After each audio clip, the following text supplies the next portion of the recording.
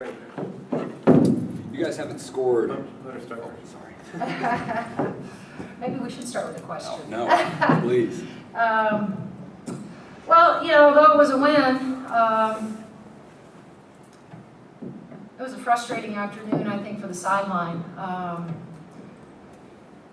I think sometimes when you get in these games and you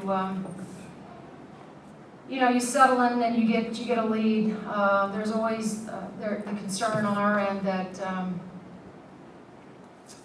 our effort, our enthusiasm, our energy level will drop, and I think it did, and that's frustrating because you point that out, you make that sort of your focus, and then when we don't live up to those expectations throughout the game, it's frustrating from a coaching perspective. In the second half, the message at halftime was that, I felt like it was no longer the Hoosiers against Incarnate Word, it was the Hoosiers against the Hoosiers. And I really wanted us to come out and be sound defensively. I wanted us to be efficient on the offensive end. I think for the first time we turned the ball over 16 times. And that's not going to beat East Tennessee State. It's not going to beat Indiana State. It's not going to beat Rutgers. It's not going to beat Boston College. And that's what you're playing for. You're playing for preparation. You're playing to get better. And I thought this afternoon, quite frankly, we took a step back in the direction that I hoped that we would continue to go. As most coaches are thrilled with a victory, it's not that we're not, but it's not the fashion that I would like to have seen us get this win today. Was it just the turnovers or the shot selection, I guess, before? I think it was both. John, I think it was, 16 turnovers for I think a lot of those that were unforced. It wasn't like Incarnate Word pressed us and were up in us defensively. And were tremendously disruptive. I think it was our carelessness. I think it was our lack of urgency, our unfocusedness at times. That we had poor shot selection because sometimes, and again, I got to be really careful because I think that kick-out threes in the system, in your offensive system, are good shots. And even though those shots weren't falling, I was okay with those. But on the flip side of that, you want your players to recognize that, okay, we've missed our last threes, or our last 3 threes that we've taken. Now it's probably this possession we need to go inside. We need to make sure that we are putting the ball on the floor, attacking and getting ourselves a high percentage shot in order to the free throw line. And that's what we keep stressing to our team, is that you've got to have a sense for how the game's being played. You got to have a sense for possessions that we've just had, and then you come up empty outside the arc. Now it's time.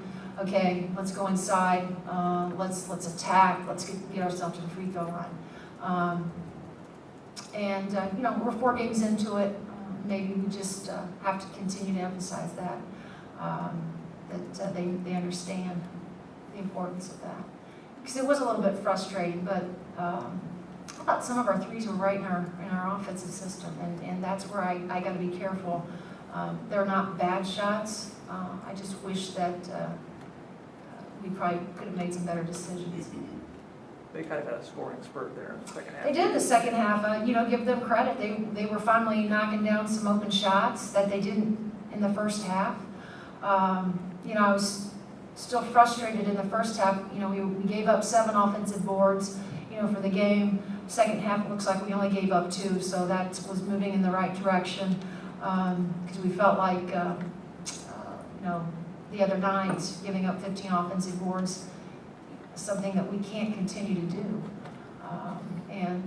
So I was pleased with that.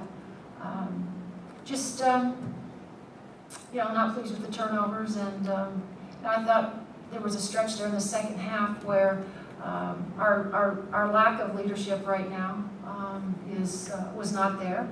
We got to fix that. You know, I got to find one or two players that want to lead our basketball team.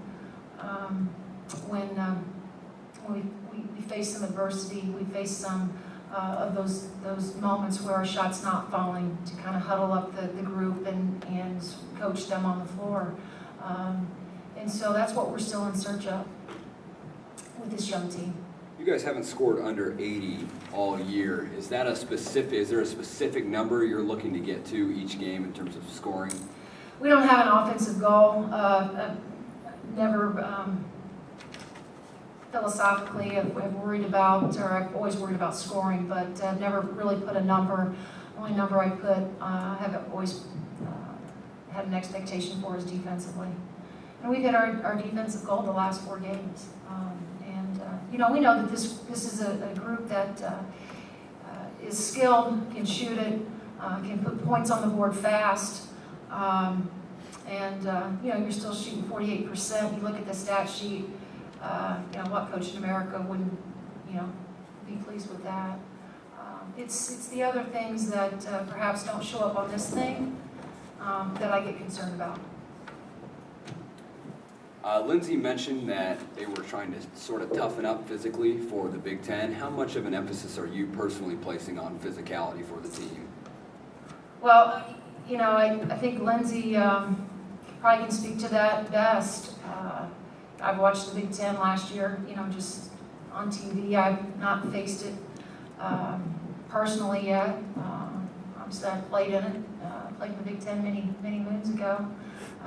And I know the physicality that we can expect in the Big Ten. I don't think it's a secret that our concern has been from the beginning of this thing is our lack of depth in the post, and how is that going to correlate once we get to Big Ten play. And that continues to be a concern of ours. But you know, I think Jen, I think Lindsay, I think Cahill continues to play really well on both ends, and there's a toughness that those 3 kids have that's tremendous. But you know, we need our perimeter players to come every night with some consistency on the outside, great ball pressure. It can take a lot of pressure off your bigs. You know, if your guards will really try to get up and pressure the ball, that's always helpful. I think they said, Jen, it was kind of a goal to get her the ball early. Was that kind of doing what you wanted them to do? Yeah, it was. You know, we felt the last 2 games in particular that the advantage was to our post players, Jen and Cahill and Lycum on the inside. And, you know, give Jen credit. As we've said, she continues to have her soft hands. I think our guards have made a commitment to look for her and have put her in really good positions to catch and be able to catch high and finish high. They've got her involved in the offense. And, you know, that's one of the things I'm really proud of, is that we've asked our guards to commit to that, and they have. You know, I think that there are still a lot of areas that we have to improve on. But I will say that I've been really happy with how we put the ball inside. I guess, what do you want to see improved going into the next game? Well, I'd like to see our efficiency offensively. I'd like to you know, take better care of the basketball. I would like to see some progress and some growth from our point guards in particular, and our guards that we rely on, that have been here and have some experience, to recognize and have a pulse on how the game's being played, on possession by possession, whether we're scoring, whether we're not, what we need, what a high percentage looks like, our high percentage shot looks like, how we can get that high percentage shot. Those are all things I'm looking for, including still our ability to defend and be where we need to be, our ability to have contact box outs, and all the little things that we talk about the next couple days. Again, we have a quick turnaround. It'll be nice to have 2 days, you know, where we can kind of get back to the nuts and bolts of practice and get back in our shell defense and work for the next 2 days on that end.